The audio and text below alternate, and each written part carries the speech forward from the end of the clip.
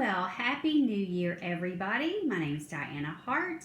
If you are new to my channel, we just talk about, some days we talk about cleaning. Today we're going to talk about the new year and some things that you can do to make simple changes in your life this year. Did you make New Year's resolutions?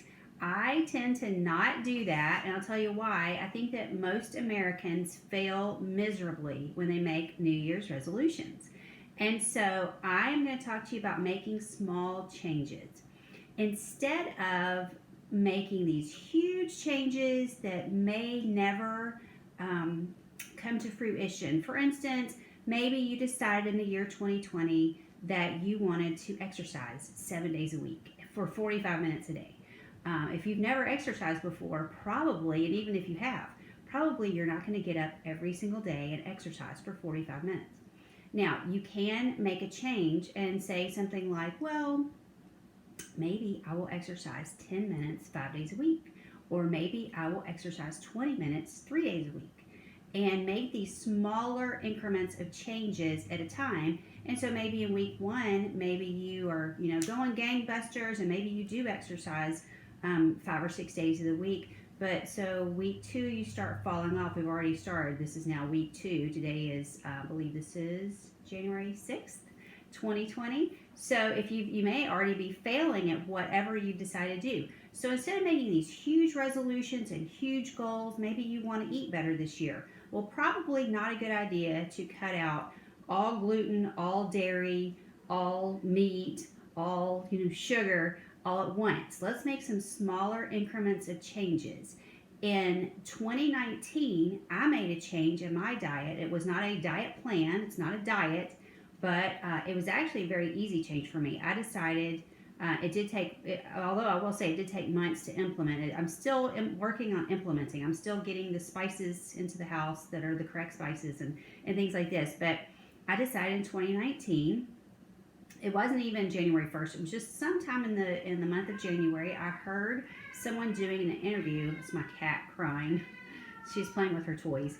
I heard an interview with someone who was talking about how you can just change your diet to incorporate organic foods and non-GMO foods, and how just that change, not even talking about huge diet changes, just incorporating some organics and some non-GMO foods can help you with your autoimmune issues.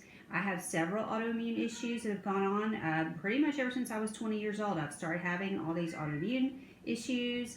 A lot of them are kind of what we call remission. I'm not really taking medication for these issues anymore. I did take some very strong medications in the past for some of these issues. And then I went into remission, which is, by the way, wonderful. If you have autoimmune, you know what it's like. It just drags you down. It can cause so many problems. And so what I'd heard from this, it was a documentary that was done. I didn't even see the documentary, and I still haven't seen the documentary. I actually would like to, but I have not set that aside to do yet. But I was listening to this man talking about how just making these very simple changes in your diet can help you with your autoimmune issues, and specifically help you with your gut issues, your GI issues. I have literally had GI issues since I was 20. So that's 30 years. 30 years of GI issues, you guys. And I'm not completely 100% healed up, but just changing to organic foods, as many as I can find. Now, I don't go to 5 different stores. A lot of times, unfortunately, this is a thing that will derail your quote resolutions or your goals. If you have to go to 5 different stores to get what you need, then that's going to derail you.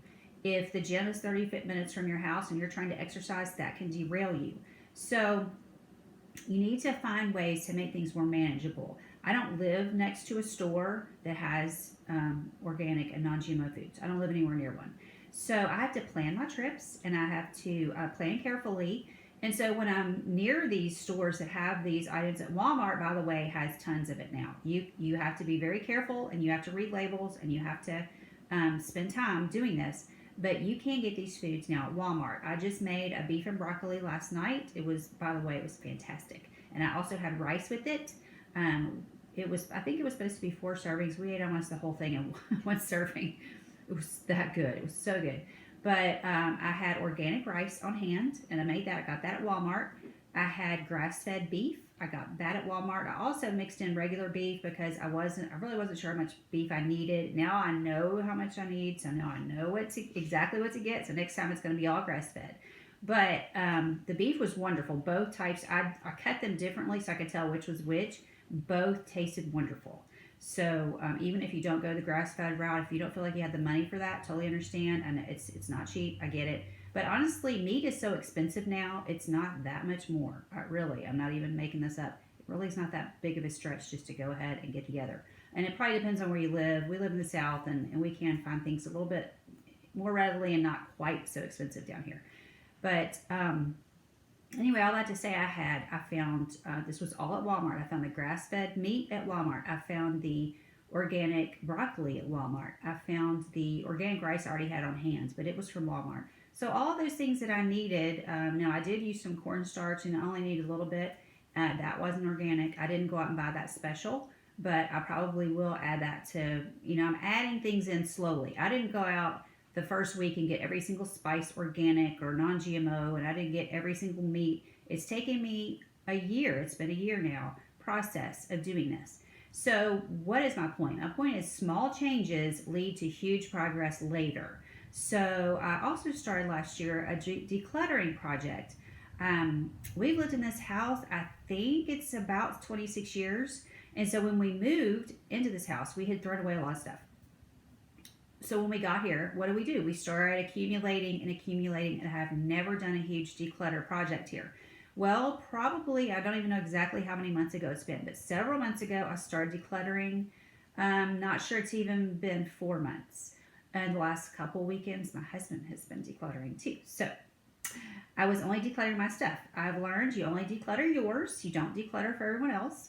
So I've been decluttering mine. I've thrown away, I cannot tell you how much. I've tried so much to give away instead of throwing away. So if I think it's anything anybody even remotely would want, I'm giving it to thrift stores. And so I found, I've gone to Goodwill in the past. Now I found if you live in the Memphis area, we have something called Bibles for China. They've actually changed the name to Bibles for Asia. So if you're anywhere near the Memphis area, and actually I live about 40 miles from Memphis, but when I'm in the area, I drop stuff off. So I don't make a special trip. I don't drive 40 miles to drop it off, but I do plan my trips out. So I will be in the area again really soon, and I'll be dropping off more stuff. Last week I was in a smaller town and I dropped off at a different thrift store. Unfortunately, I was telling my husband, I saw all this stuff in a trash bin, and just the trash bin was huge and it was just covered in and stuff. And maybe it was because people left junky stuff, and that may definitely be what happened. But I'm not sure. Are they just throwing away stuff because they can't get rid of it? I don't know. So now I'm a little bit wary about going there because I feel like I didn't take junk, and I want to make sure my stuff that I feel like is not junk, I want to make sure it's not getting thrown away. Now, if they feel like it's junky and they can't get rid of it, I totally understand that. But just to see, it was kind of disheartening to see this huge trash bin full of stuff. I mean, I can just throw it in my own trash bin. It's easier, just throw it my own. So anyway, I'm trying very hard to make sure the stuff that I'm giving away is useful. If it's not useful, you have to do something with it. And we really don't have recycling where I live. I had somebody making some comments to me about recycling. Literally, we have to drive about 30 minutes to recycle something here. So I don't want to hear anything about recycling. We don't personally have it where we live. It's not in our town. There's some recycling in our county, but it's so far from us. It's the opposite direction of everywhere that we go. So it's not anywhere near me. So I'm sorry, I'm not recycling. If that upsets you, this may be not the channel for you. But I'm not going to drive 30 minutes out of my way to recycle something. Okay, so again, just making small changes. The whole point of what I want to talk about today is just making small changes. If you feel like you're eating too much sugar, that's something I want to incorporate this year. I've found a monk fruit sweetener that I really like. So that's my new thing. Okay, I've got the organic thing. I kind of got that down now. I'm learning how to cook better, better foods and do better. So I've kind of got the organic thing down. Okay, so now I'm wanting to lessen my sugar, and especially the white sugar. So you've got the coconut sugar, you got the monk fruit, and you've got stevia is not my favorite. But if you like stevia, you can use stevia. I've got friends that use it and love it. Make sure you're getting the pure stevia and you're not getting all this stuff that's mixed in. If you look at Walmart and you read labels, the stevia bags have stuff mixed in. You don't get that. That's not what you want. You want the pure stevia. If you're going to use that, you want to get the pure. So I found a monk fruit sweetener. A friend of mine mentioned, well, if you didn't like the stevia, have you? And he did. I tried Swerve, but I didn't really like it. The Swerve was really bitter. Didn't really like it. And so my friend said, have you tried monk fruit? Well, no, because I started thinking I don't like any of it. Well, I've had a dessert with coconut sugar that was absolutely out of this world. My friend cooks with that, and it is wonderful. So coconut sugar is good. The monk fruit was good. I had no problem with that. So I'm going to be starting to incorporate that. But again, it's going to be small changes. I don't use monk fruit all day long. So I just put it in certain things, and I'm just trying it in certain things to see how it goes. So I'm not, full out cooking with it. But I'm going to start doing that. But I didn't do it the first day of January. You see what I'm saying? So I'm incorporating into my daily life as I go through the year. It's not an all or nothing. So if you're going to exercise and get healthier that way, don't make everything all or nothing. If you're trying to eat better, it's not all or nothing. You don't have to be gluten-free and preservative-free and organic and non-GMO and non-sugar. You don't have to do all that in one day. Let's take the whole year and spread it out and make better decisions. That's really the whole idea behind the new year. We got a new decade. Everybody's talking about on YouTube. It's all about new decade. So we got a whole new decade in front of us. Let's try to make better decisions every day. Not the first day, not the first week, not the first 2 weeks. Let's make good decisions the whole month, and let's work on that for ourselves. Let's better ourselves every day, not just the first 2 weeks of the month of January.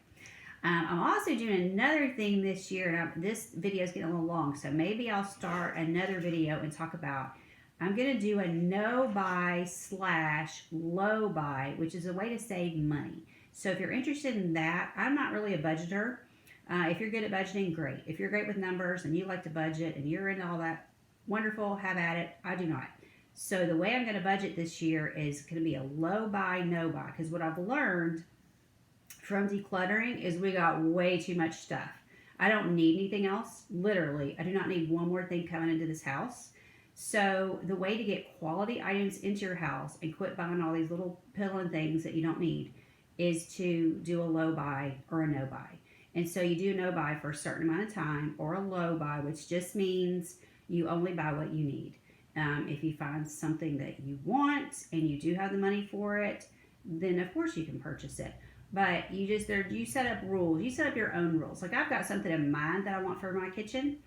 And I found something on Amazon today. That may not be the one I get, but I kind of put it in a little list so I can look for it later. But I've got a piece of furniture I want to replace. So I've got a piece of furniture that's going to go out. It's too big for my kitchen. And I want to bring a smaller piece of furniture in. So that's why I'm not calling it a no buy, because I know at some point I'm getting rid of this piece of furniture and I'm going to probably add something. And I don't know. When I get rid of the piece of furniture, I may decide I don't want it. So anyway, let me talk about that in another video because this one's getting kind of long. But just remember, as you're doing whatever you want to call it, if you want to call it goals or if you call it resolutions, I don't use either one of those words. I just say, let's do better this year. And I have things laid out in front of me that I'm planning to do, but the word goal kind of, it kind of restricts me in some way. I'm not sure why, but that's not my favorite word. So use a word that's good for you. If goal's good for you, then use it. It's not a real happy word for me for some reason. All right, you guys, make small changes. Make them throughout the year. Take the entire year and make those changes. Don't make them all in 2 weeks. I feel like you'll fail if you do that. Or hey, if you don't fail, if you keep at it, that's great. All right, goodbye. See y'all later. Bye-bye.